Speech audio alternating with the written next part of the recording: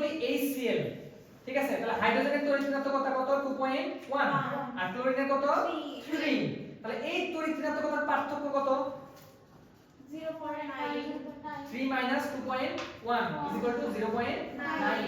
এই তড়িৎ ঋণাত্মকতার পার্থক্য দেখে আমরা বুঝতে পারবো যে যৌগটা পোলার নাকি অপোলার।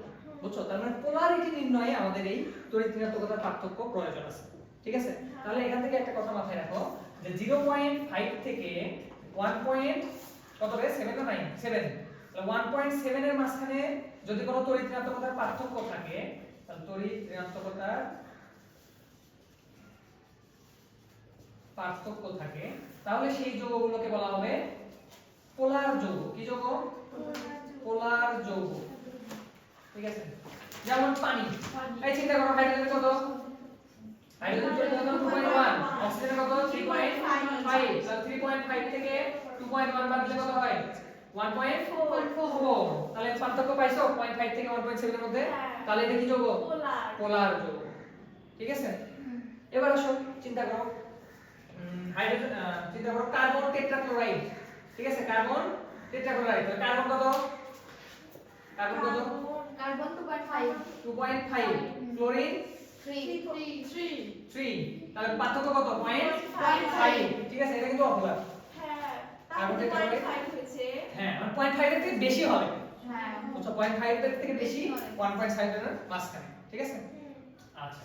এরপর মানে যে যৌগ দিক তড়িৎ ঋণাত্মকতার পার্থক্য বের করলে তুমি পেয়ে যাবে পোলার নাকি অপোলার। ঠিক আছে?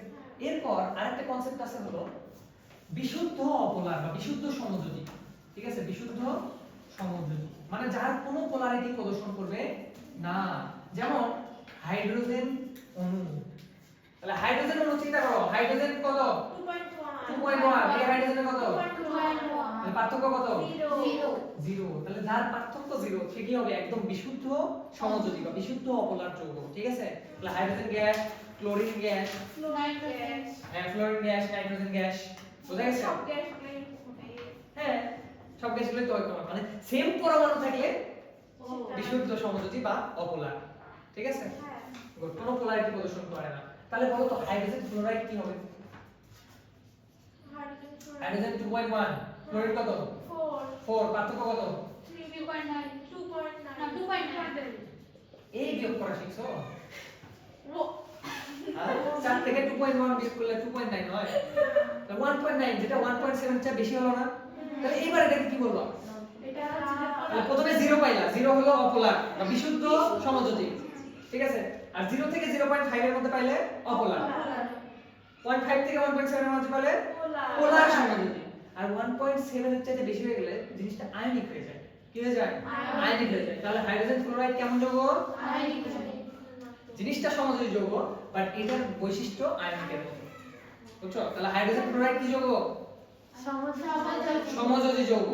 হাইড্রোজেন ফ্লোরাইড সমযোজী যৌগ বাট এটার পোলারিটি এতই বেশি যে এটা আয়নিক যৌগের মতো বৈশিষ্ট্য প্রদান করে। বুঝছো? গুড। তাহলে বলতো অ্যামোনিয়া কেমন হবে? Ammonia NH3। তাহলে নাইট্রোজেনের কত? 3। হাইড্রোজেনের কত? 2.1। কত পাওয়া যায়? 0.9। তাহলে এটা একটা পোলার যৌগ। পোলার সমযোজী যৌগ বা সমযোজী পোলার যৌগ। তাহলে বুঝতে পারছো? তাহলে এই হলো তড়িৎ ঋণাত্মকতা, ইলেকট্রন আসক্তি আর আয়নীকরণ শক্তি। আশা করছি এই রিলেটেড যত কোশ্চেন আছে সব পারবা। ঠিক আছে? ইনশাআল্লাহ।